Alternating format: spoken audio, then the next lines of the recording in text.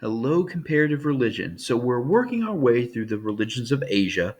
Last week we talked about the origins of Asian beliefs. We looked at Shintoism and Confucianism and Taoism or Taoism. Earlier this week we looked at the history and teachings of Buddhism. Yesterday we looked at the history and teachings of Hinduism. Today what we're going to focus on is the impact of Hinduism on the world and the impact of the world on Hinduism. Okay. Now, as we go through these, be sure you are taking your own notes. Again, I will try to give you a heads up as to what I want you to copy down because you're going to want to have these notes handy next week when we have a little assessment on all of this material. So here we go. Let's talk about the impact of Hinduism on the world and the world on Hinduism. We're going to start with Islam. The Mughals conquer India in the 13th century. And you have, of course, the Muslims, which practice Islam, and Hindus begin to see the Muslims as a unique form of religion. And what that does is the Hindus become more committed to an idea of having a unique religion. Okay, so we have our set of beliefs, they have their set of beliefs. At the same time, you have something called Sikhism develop. Sikhism blends Hinduism with Islam. Okay? So when the Muslims show up in India and conquer India, you have the Muslims that follow Islam, you have the Hindus that follow Hinduism, and then you've got this blending known as Sikhism. Okay? Now, I'll be honest with you, some of that, because it's the Muslims invading and stuff like that, a lot of that conversion, a lot of that blending and things like that happens at the point of the sword. Okay, here we come, we're going to invade, and we're going to bring Islam with us. Christianity, okay, and I hope you got everything down on this slide. You don't have to worry about the Christianity slide. Christianity arrives around the 16th century, and it is brought by Portuguese and Dutch explorers and Portuguese and Dutch traders. It is specifically confined to the southern tip of India, which makes sense because that's where a lot of the trading and a lot of business is going on. It is not well received because it is seen as a Western form of imperialism. Okay, you are forcing your beliefs on us. So it has a very minimal impact on the people of India. Less than 3% of the population is affected. Okay, now I think that has gone up in more recent years, and a lot of the Christian communities have moved underground because of persecution. Okay, but it is still seen kind of as a form of Western imperialism, even though the numbers are growing, and it still has a relatively minimal impact on the people of India. Okay, Hinduism is going to be the dominant religion. Northern India is going to be very, very Muslim. Okay, Christianity is going to be very, very scattered, minimal impact. Now, within that's kind of how the world impacts Hinduism. How does Hinduism impact the world? Within Hinduism, and I want you to get this down, you have the Krishnas, okay, specifically the Hare Krishnas, okay? The Hare Krishnas are the missionary form of Hinduism. And their goal is to spread Hinduism to the West, okay? So if they see Christianity as a Western form of imperialism, their goal is to take Hinduism to the West. Oftentimes you would see these guys at like airports and bus terminals and stuff like that, and they'd be chanting and singing.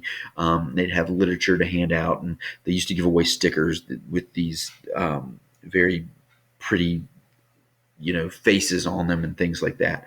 Don't know if they do that anymore or not. But that you used to see them in places like that, but their goal was to convert people to Hinduism.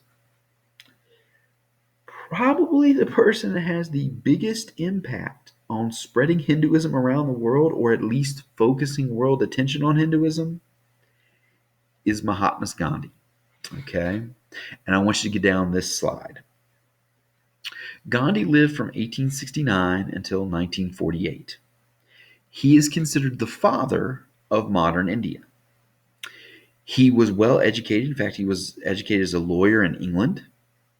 And then he spent 20 years as a lawyer in South Africa. South Africa at the time being a colony of England. He spent 20 years as a lawyer down in South Africa from 1894 until 1915.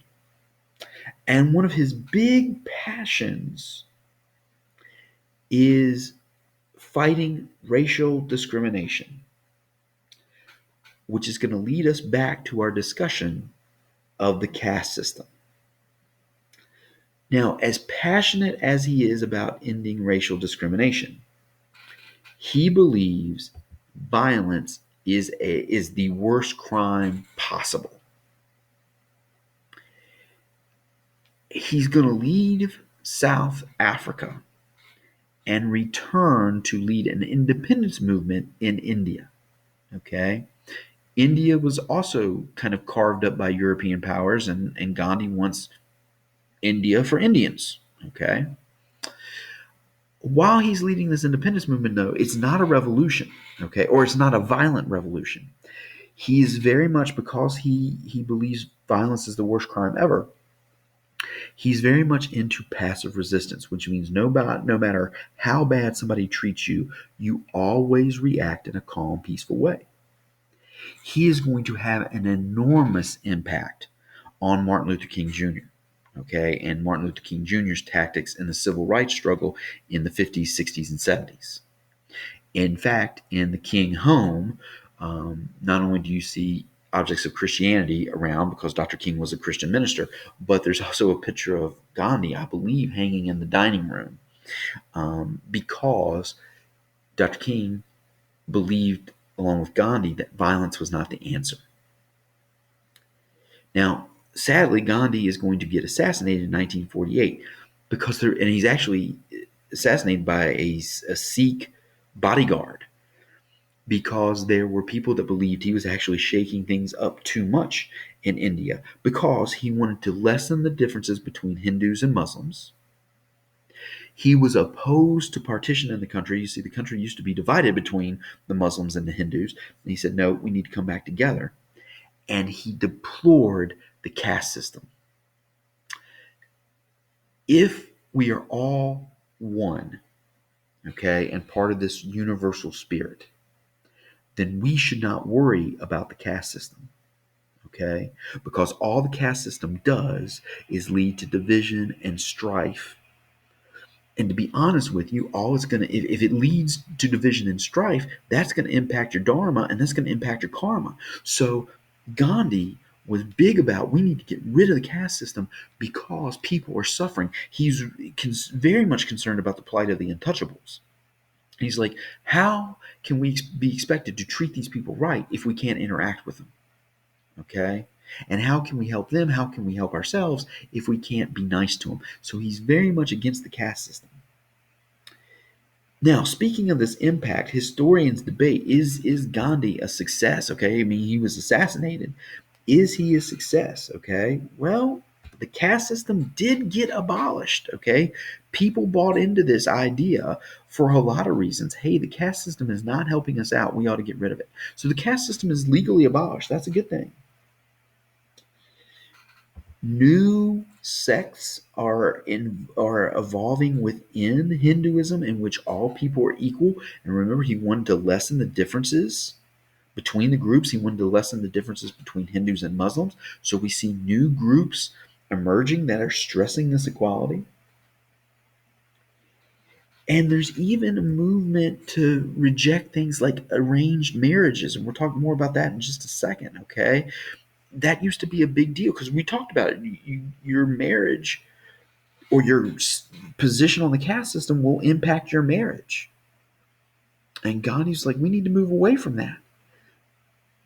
So was he successful based on these three things? Then yeah, I think he's definitely impacting India and impacting Hinduism for the better. Okay, now I hope you got that slide down as well. Now let's talk about some specific Hindu observances. All right, now we can't talk about Hinduism without mentioning cow veneration. Okay, cows are sacred. Any products like milk and stuff like that that come from a cow is seen as purifying. Okay, and this comes from this idea of ahimsa, okay, which is this idea that all life is sacred. If we believe in spirits, if we believe those spirits are part of the one, okay, then that means these living creatures have spirits that are part of the one in them. Maybe it's a reincarnated family spirit. So that's why the cows are venerated. Okay? All life is sacred. It's part of the spirit that exists, or part of the spirits that exist in the one. And so we need to take care of it. There are devotional obligations for Hindus. You have to give 5 offerings daily. Okay? And be sure you get these down. You have to offer something to the gods. You have to offer something to your ancestors. You have to offer something to the seers, which are the religious leaders. That would be the gurus, the teachers. You have to offer something to animals, okay, because again, all life is sacred. And you have to offer something to the poor, okay. As you're making these offerings, you are also making daily prayer or mantras. We talked about mantras with Buddhism. There are going to be specific prayers and specific poems and sayings that you say in Hinduism as well. Because in the West, this is difficult to do on a daily basis. In the West, we see a movement toward weekly temple visits. Okay. If you can't make the 5 offerings daily, if you cannot repeat the mantras daily, then you need to carve out some time and go to a temple and do it together, okay, with everybody at temple. Now, that seems to be a Western innovation, not necessarily an Indian innovation, because of this scheduling and stuff like that, and our often chaotic lives in the West. In Hinduism, there is ritual purification. In fact, cleanliness equals salvation. Now, in that picture, you see people bathing in the Ganges River, which flows through India. And I'm not saying Ganges River is very, very holy, it's very, very sacred. It's interesting that they think cleanliness equals salvation, and part of the cleanliness is bathing in the Ganges River, because the Ganges River is one of the most polluted rivers in the world. Okay, but it's sacred, and that's why they do it. You clean your external body, you bathe, okay, and you clean your internal body by meditating. And between the external cleaning and the internal cleaning, that will help you achieve your salvation.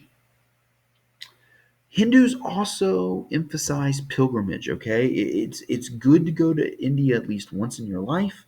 It's good to make a trip down to the Ganges River and purify yourself in the Ganges River. Okay, as well as go to other temples like that. That's the Kailasa temple down there. It's good to go to other Hindu sites around the world. Okay, pilgrimage is important to Hindus. Festivals. They have tons of festivals. Why? Because of the large number of deities. Okay, it's a polytheistic nature. Again, even though everybody's part of this one universal spirit, there are many gods out there. So you have all these festivals. Now, sometimes those festivals are dedicated to gods and goddesses. Sometimes they're just dedicated to nature, okay, and natural phases within the world, natural phases within life. Okay, we're going to talk about funeral services and marriage services here in just a second. But there are festivals that coincide with that as well. So there are a bunch of festivals within the Hindu religion. Now, speaking of marriage, okay, and I hope you're getting all these slides down. Speaking of marriage, marriage used to be traditionally arranged. Okay. Again, Gandhi kind of pushed back against this because if everybody's supposed to be equal, why are we concerned about maintaining the caste by arranging marriages? Okay, because your position in the caste would determine who you could marry and who you could not marry. Okay. Now, usually this occurred in 3 steps. Around ages 6 or 7, the couple's introduced. Okay. When they enter into adolescence, okay, puberty around 13 and 14, they are reaffirmed to each other, okay, kind of reintroduced to each other. And then when they turn 19 or 20, or maybe even later in the early 20s, there is the commitment ceremony. There's the actual marriage ceremony. Now, again, this was designed to protect caste distinctions. We seem to be moving away from that to a certain degree. In the marriage ceremony, the wife enters the husband's family. Okay, so the wife will become part of the husband's family. There are dowries exchanged, like money and gifts are exchanged. Okay, paid for. There's like a bride price and things like that. So those type of things still go on because the wife is seen as entering the husband's family. Besides marriage, there are significant ceremonies around death. The preferred funeral observance is cremation, because the idea is if you cremate somebody, their soul will be free to enter the next life. According to tradition, the funeral pyre must be lit by the oldest son. Okay. And then oftentimes after the cremation is complete, the ashes are taken down and dumped into the Ganges River, okay, or dumped into water sources. Like if you can't make it to the Ganges River, you can dump it into other water sources, because the symbolism is the spirit, the body is taken out to join the other spirits in the next life. Okay, but that's briefly Hindu death ceremony. Now, again, real brief lesson here on the impact of Hinduism on the world and the impact of the world on Hinduism. Be sure you got your notes down. Hold on to these notes. Next week, we're going to have assessment. It's going to cover Hinduism, it's going to cover Buddhism, and it's going to cover those early Asian religions. Be sure you are ready to go for that.